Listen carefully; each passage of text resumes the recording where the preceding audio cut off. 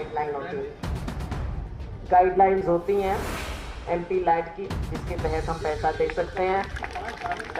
तो वो नहीं, अब बलवान ने कह तो दी, बलवान भाई तो 51,000 वाला तो बोले मेरे को तो कह रहा है अब भाई अपने समाज में दे दे। और भाई थोड़े इतना छोटा आदमी को नहीं तू 51,000 दे के अपना सेल्जिया से ले लो भाई, सेल्जिया तो देगी। आज आप लोगों के बीच में हम सबको अपनों के बीच में आके बहुत खुशी हो रही है। नमस्कार, पल पल में आपका स्वागत है। फतेहाबाद से कुलदीप टिप्पी। आज संत शिरोमणि का 648वां जन्मदिवस है और उसको लेकर कुमारी शैलजा जो है यहाँ पहुँच रही है। कुछ ही समय बाद यहाँ पहुँचने वाली है, उसकी लाइव तस्वीर आपको दिखाएंगे। बहन कुमारी शैलजा जिंदाबाद, बहन कुमारी शैलजा जिंदाबाद।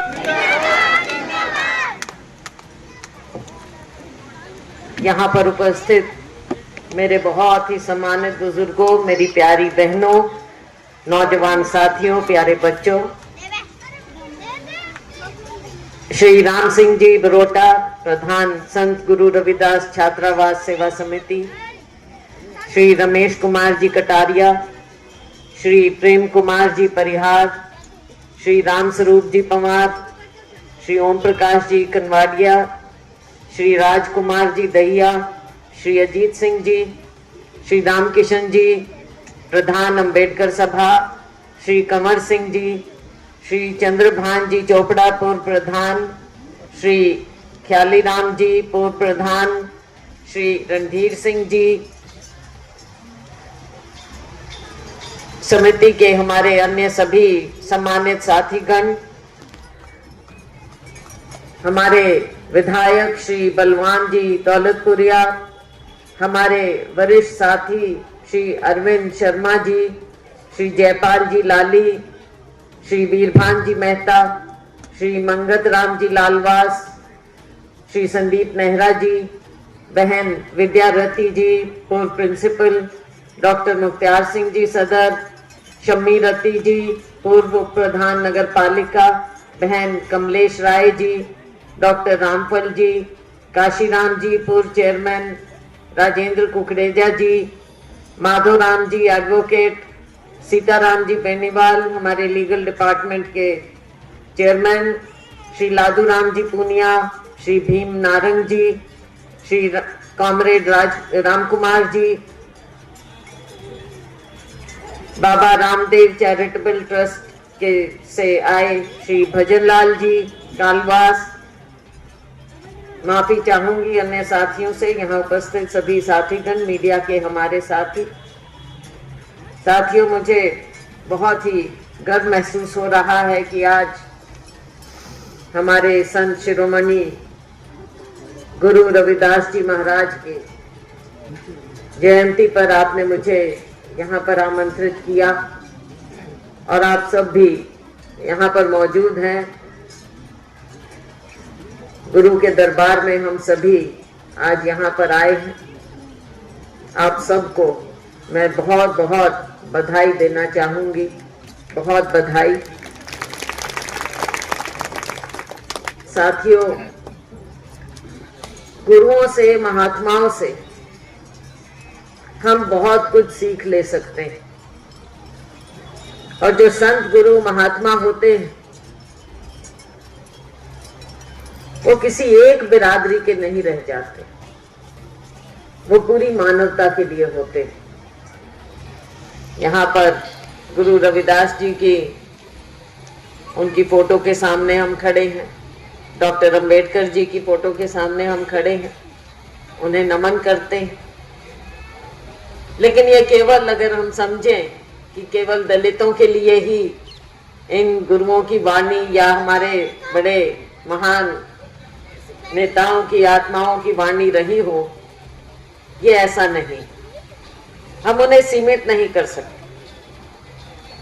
गर्व जरूर कर सकते हैं कि हमारे में से उठकर हमारे ऐसे घरों में पैदा होकर इन्होंने हमारा नाम तो ऊंचा किया ही, लेकिन संदेश जो दिया, जो काम किया, वो सभी के लिए किया, पूरी मानवता के लिए किया। आज गुरबाणी में भी संत गुरु रविदास जी की बानी है, सबके सब संत गुरु महात्मा बड़े लोग जयंती हम मनाते, लेकिन पर ना रह जाए केवल एक बिरादरी के लिए। हमें खुशी है कि आज 36 बिरादरी के लोग यहाँ पर आए। सबका स्वागत भी है, अभिनंदन है और सबका धन्यवाद। मेरी ओर से मैं कहना चाहूंगी कि जहां मुझे मेरे अपने समाज ने पूरा समर्थन दिया, पूरा प्यार दिया, पूरे दलित समाज ने पूरा प्यार दिया, वहीं पूरी 36 बिरादरी ने मेरा पूरा समर्थन किया। मैं सबको हाथ जोड़कर आज इस पावन दिन पर आप सबका बहुत धन्यवाद करती हूँ। साथियों, एक दिन में कोई कहीं नहीं पहुंच जाता, समय लगता है। हम भी सीखते हैं, अपने अनुभव से सीखते हैं, बड़ों की सीख लेते हैं और अपने बड़े महात्माओं से, संत महात्माओं से सीख लेते हैं। तभी हमारी जिंदगी का सफर आगे बढ़ता है और कुछ काम करने लायक हम बनते हैं। एक बार कोई एमएलए एमपी बन जाए, 2 बार बन जाए, बन जाते हैं, बहुत से लोग बने, लेकिन जब हम इस रास्ते को तय करते हैं तो हम भी एक सीख लेते हैं और लेनी चाहिए कि कैसे हम लोगों की सेवा कर सकें, क्योंकि लोग बड़ी उम्मीद से हमारी ओर देखते हैं। बहुत उम्मीदें होती हैं और सबसे ज्यादा उम्मीद किसकी होती है? गरीब तबके की। और सबसे पहला हक, अधिकार, हमारे पूरे जितने रिसोर्सेज होते हैं उस पर सबसे पहला अधिकार हमारे गरीब लोगों का होता है। ये किसी को भी नहीं भूलना चाहिए। आज मैं यहाँ पहुंची हूँ, 40 साल के करीब होने को आई, आप लोगों के साथ, आपके प्यार से, आपके आशीर्वाद से। मुझसे पहले मेरे पिताजी स्वर्गीय चौधरी दलबीर सिंह, उनका बहुत लंबा सफर रहा। पहला चुनाव उन्होंने यहाँ से लड़ा 1952 में, पहला चुनाव। और उस समय वो भी जैसे मैं, जब मुझे पहली बार टिकट मिला, जीत कर गई, तो बहुत युवा लोगों में मेरा नाम था। मेरे पिताजी भी बहुत कम उम्र में आप लोगों ने उन्हें बहुत मौका दिया। ताउम्र उन्होंने इलाके की सेवा की, गरीब का हक हमेशा सबसे पहले समझा और उन्होंने भी 36 बिरादरी का पूरा आदर मान सम्मान दिया। तो साथियों, आइए हम सब मिलकर अपने गुरुओं, संत महात्माओं की सीख लेकर 36 बिरादरी को इकट्ठा करते हुए, जो सबसे गरीब लोग हैं, सबसे दलित पिछड़ा वर्ग है, उनका हम ध्यान करें। आज मैं यहाँ पर आई हूँ, आपका धन्यवाद भी करती हूँ और मैं जानती हूँ, अभी जैसे अरविंद शर्मा जी ने बताया कि ये 3 समुदायों को यहाँ पर जमीन मिली हुई है। 2 समुदाय थोड़े ज्यादा सक्षम हैं, जो हमारा गरीब समुदाय है वो इतना सक्षम नहीं। हमारे पास तो इतना ज्यादा कोई सरमाया नहीं होता, थोड़ा बहुत होता है, नौकरी पेशे से होता है, उससे ज्यादा बहुत कुछ नहीं होता। कोई, मुझे नहीं लगता कोई इंडस्ट्रियलिस्ट या कोई ऐसा हमारे में से निकलता, वो बहुत कम कोई निकल पाते। आज के दिन तो वो भी खत्म होता जा रहा है। कहाँ नौकरियां मिल रही हैं, कोई रिजर्वेशन, कोई नौकरियों का, तो प्राइवेट सेक्टर सब कुछ टेक ओवर कर रहा है। राजनीतिक मंच नहीं है, लेकिन ये सब जानते हैं, आज की कड़वी सच्चाई है कि रिजर्वेशन तो खत्म ही होगा अगर नौकरियां ही नहीं रहेंगी, पक्की नौकरियां नहीं रहेंगी, कॉन्ट्रैक्ट चलते रहेंगे और प्राइवेट सेक्टर में कोई रिजर्वेशन है नहीं। तो ये एक बहुत बड़ा विषय है, चिंता का विषय है। कि हमारा समाज आगे कैसे बढ़े, हमारे बच्चों का भविष्य कैसे उज्जवल हो, तो मैं तो यही कहूँगी कि बच्चों को पढ़ाने के सिवा हमारे पास कोई और दूसरा रास्ता नहीं, और बच्चों को सिखाना कि पढ़ाई पर पूरा ध्यान दें, आगे निकलना पड़ेगा। जब तक कंपटीशन में हमारे बच्चे आगे नहीं बढ़ेंगे तब तक कोई पूछने वाला नहीं। सरकारी नौकरियों में कितने लग जाएंगे, प्राइवेट सेक्टर में compete करना पड़ेगा। और मैं ये सबको कहती हूँ और आयोजकों को भी कहूँगी, मैं कहूँगी कि यहाँ पर आप ये छात्रावास भी बना रहे हैं, पुस्तकालय भी बना रहे हैं, कोचिंग भी दिया करिए यहाँ पर। और एक चीज जरूर करनी है, बच्चों को अंग्रेजी जरूर सिखानी है। ज्यादा हिंदी प्रेमियों के चक्कर में ना दियो, हिंदी तो हम सारे जानते हैं, हमारी मातृभाषा है और हिंदी पढ़ते भी हैं, जानते भी हैं, लेकिन अंग्रेजी जरूर सीख लियो। मेरे पिताजी, और उस समय क्या टाइम था भाई, उस टाइम जब मेरे पिताजी स्कूल में गए तब छुआछूत भी बहुत होती थी, साथ में बैठाते नहीं थे, अलग बैठते थे। पहले 2 दिन तो रो के आगे, भाई मैं तो नहीं पढ़ता, मेरे को तो दूसरे सारे छेड़ रहे हैं। उस टाइम था जाति पाति का, समाज में था। अब भाई मेरे को तो साथ नहीं बैठने दे रहे, मेरे को कह रहे हैं तू स्कूल में हमारे साथ बैठ के पढ़ेगा, बिल्कुल नहीं, स्कूल से निकाल देंगे। तो लेकिन समय बदलता गया, हिम्मत थी उनमें भी और परिवार में भी कि भाई इस बच्चे को तो पढ़ाना है, चाहे कुछ हो जाए। वजीफे लिए, पढ़े, डॉक्टर अंबेडकर प्रेरणा स्रोत, वजीफों से आगे बढ़े। मेरे पिताजी को भी वजीफे मिले, लाहौर गए पढ़ने डीएवी में, और फिर यहाँ पर आए। जब पार्टीशन हुआ, रोहतक में छात्रावास नहीं रहे, तो छात्रावास की एक बहुत बड़ी अहमियत होती है, क्योंकि बच्चे कई बार गांव में सीमित उसमें नहीं आगे पढ़ पाते। तो ऐसे जरूर हमें संस्थाएं चाहिए जहां पर बच्चे पढ़ें, आगे बढ़ें। और मैं जो सीनियर बच्चे होते हैं उनको भी कहूँगी कि स्कूल के बाद देखें गरीब लोग कौन हैं, गरीब बच्चे कौन हैं, गरीब समाज के बच्चे कौन हैं, चाहे किसी बिरादरी के, बैठ के उनको कोचिंग दें।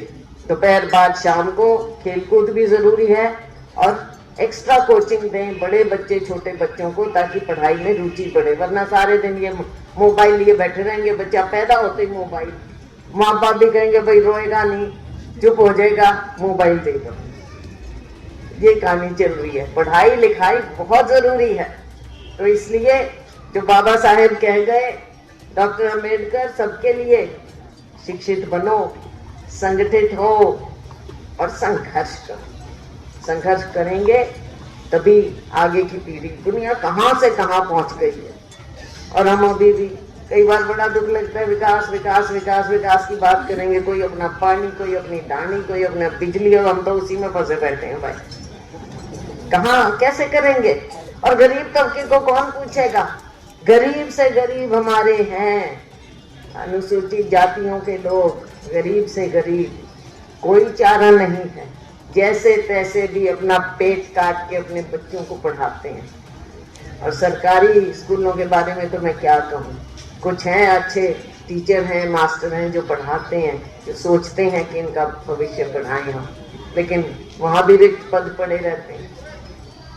ये एक है सच्चाई है, कड़वी सच्चाई है, लेकिन सच्चाई को लेकर हम बैठ नहीं सकते। आगे बढ़ने का जज्बा होना चाहिए, और अगर जज्बा वो अंदर एक चिंगारी नहीं होगी तो आगे नहीं बढ़ पाएंगे।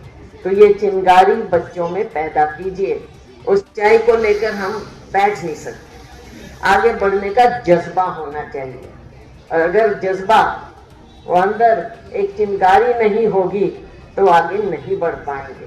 तो ये चिंगारी बच्चों में पैदा कीजिए, उस चिंगारी को और बढ़ाइए, ताकि बच्चे के अंदर ये चिंगारी ऐसी लौ बने कि वो जिंदगी में आगे बढ़ने की प्रेरणा ले। हमारे संत महापुरुष हमारे लिए प्रेरणा स्रोत होते हैं, तो हम उनसे प्रेरणा लें, आगे बढ़ें, समाज सेवा करें, मानव सेवा करें, सबके आगे बढ़ाने की। कि कोई ना कोई, मैं आगे बढ़ गई हूँ तो मुझे ये नहीं भूलना चाहिए कि मेरे पीछे अभी कितने लोग हैं जिनका हाथ पकड़ने की जरूरत है, जिन्हें ऊपर उठाने की जरूरत है। और ये मेरी अपील 36 बिरादरी से है केवल अपने समाज से नहीं, 36 बिरादरी से है कि ऊपर उठाने के लिए पूरा समाज आगे बढ़ेगा तभी देश आगे बढ़ेगा, तभी सच्चे मायने में विकास होगा। कोई एक दो बिरादरी आगे बढ़ जाए उससे कोई विकास नहीं होने वाला। तो सभी सारा समाज आगे बढ़े, ये देश के हित में भी है, हमारी अर्थव्यवस्था के हित में भी है। तो यही हम लेकर आगे बढ़ें। आपने आज मुझे यहाँ पर बुलाया, मैं आपकी बहुत शुक्रगुजार हूँ। आज यहाँ शुरुआत आपने की है तो मैं 25 लाख रुपया आपको अपने